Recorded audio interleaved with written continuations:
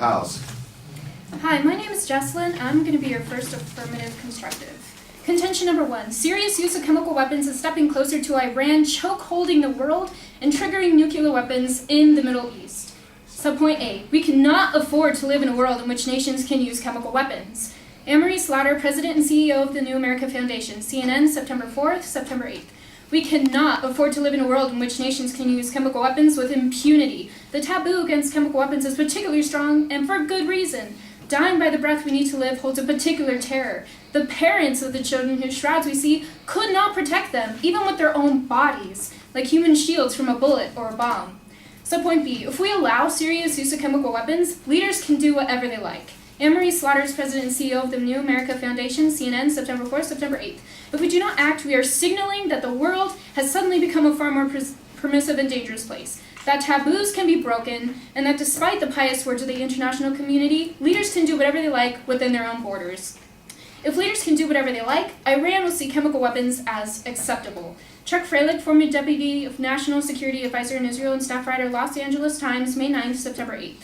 The source of deep encouragement for the Assads of the world is weapons of mass destruction, which buys even a heinous regime immunity from international retaliation. Iran is no doubt watching in the wings, deriving its own conclusions regarding what the U.S. defines as unacceptable behavior. The administration's hope that Russia can or will play a positive role, leading to a diplomatic resolution, are most likely baseless. If Iran is emboldened, subpoint D, they will accelerate their nuclear weapons program. Ezra Klein, staff writer for the Washington Post, September 4th, October 1st.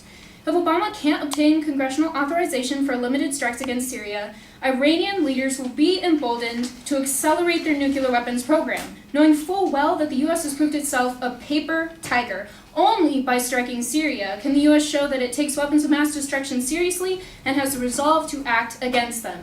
Subpoint E. If Iran accelerates a nuclear weapon program, Iran will chokehold the world and trigger nuclear weapons in the Middle East. Staff writer, U.S. News Center, October 2nd, October 3rd. Why would they do all this? The answer is simple. Iran is not building a peaceful nuclear program. Iran is developing nuclear weapons. He declared, warning that a nuclear-armed Iran would have a chokehold on the world's energy supplies and would trigger nuclear proliferation throughout the Middle East. It would make the specter of nuclear terrorism a clear and a present danger.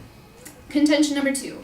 Our plan stops Iran from chokeholding the world and triggering nuclear weapons in the Middle East. Subpoint A. The plan will change Assad's calculus about using chemical weapons. Brian Van Reet, an Army veteran who earned a Bronze Star with Valor in Iraq, the Daily Beast, September 10th, October 1st. The plan, outlined by Chairman of the Joint Chiefs of Staff Marty Dempsey, is to strike targets that will change Assad's calculus about using chemical weapons. The targets may include Assad's Air Force or his key military and intense headquarters, but the aim of those strikes is not to topple a government and install a new one, as with Afghanistan and Iraq. Subpoint B. Intervention in Syria will constrain Assad's behavior. Andrew Tabler, Senior Fellow in the Program on Arab Politics at the Washington Institute, M.A. in Comparative Politics and Arab Foreign Affairs, August 2013, September 11th, 2013. Taking these steps would help Washington constrain Assad's behavior and addressing a pressing humanitarian crisis, shape the fragmented Syria opposition, and keep the conflict from spilling out of Syria's borders. It would also give the United States an opportunity to prevent the division of Syria, a short-term inevitability, from becoming a permanent reality.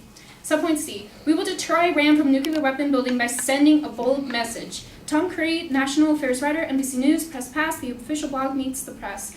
Published September 8th, last accessed October 1st. White House Chief of Staff Dennis McDowell said Sunday that an impending U.S. attack on Syria would send a message to Iranian leaders that they should not feel free to develop nuclear weapons. He said that this is an opportunity to be bold with the Iranians. D. Attacking Syria sends a message to Tehran. Ted Galen Carpenter, writer for the National Interest, published September 17th, last access October 1st. But even Obama's administration officials who may not be seeking war with Iran insist that attacking Syria would send a message to Tehran that Washington is deadly serious about preventing that country from acquiring nuclear weapons. Conversely, they argue a failure to act against Assad would encourage the Iranian mullahs to believe that the United States is a paper tiger. Subpoint E. Bombing Assad will not just save Syrian lives, but will deter future dictators from using chemical weapons on civilians. Brad Sherman, member of the House of Foreign Affairs Committee, Washington Post, published September 4th, last access to September 10th. Let's say it's 2035 and this or that dictator is thinking of using chemical weapons. Do you want them to say that Assad used them on a large scale in August of 2013 and nothing happened, so he kept doing it? If that happens, you can take that 1925 agreement not to use chemical weapons and kiss it goodbye. The goal here is to deter dictators in 2022 from using chemical weapons on a mass scale against civilians. So reviewing my points, subpoint A, we cannot afford to live in a world in which nations can use chemical weapons. B, if we allow serious use of chemical weapons, leaders can do whatever they like. Subpoint C, if leaders can do whatever they like, Iran will see chemical weapons as acceptable. D, if Iran is emboldened, they will accelerate their nuclear weapons program. E, if he accelerates the nuclear weapons program, Iran will chokehold the world and trigger nuclear weapons in the Middle East.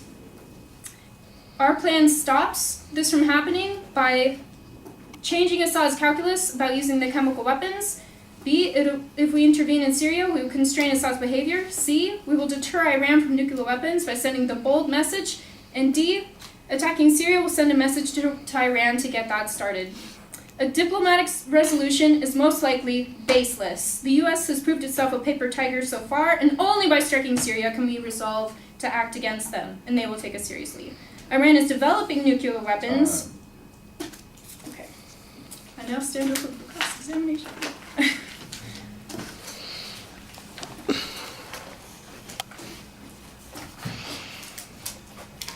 In contention 1, subpoint B, say if we don't strike Syria, leaders can do whatever they like. And in your evidence it says that taboos can be broken. But aren't the taboos already being broken, as Assad proved by using chemical weapons? Yes, exactly. Taboos are being broken, and so leaders can do whatever they like. And the way that we will prevent this is by attacking Syria so that they will take us seriously. Okay, in subpoint C, you say that weapons of mass destruction, if countries have weapons of mass destruction, it gives even a heinous regime immunity. So do you think that Assad has had full immunity from his actions? Wait, sorry, can you say that again? Yeah, subpoint C, contention 1. Yeah. It says it gives even a heinous regime immunity if they have weapons of mass destruction. So do you think that Assad is receiving full immunity for his actions? No, but the diplomatic resolution are most likely baseless. They cannot solve this problem. We need to attack Syria before they get these weapons of mass destruction.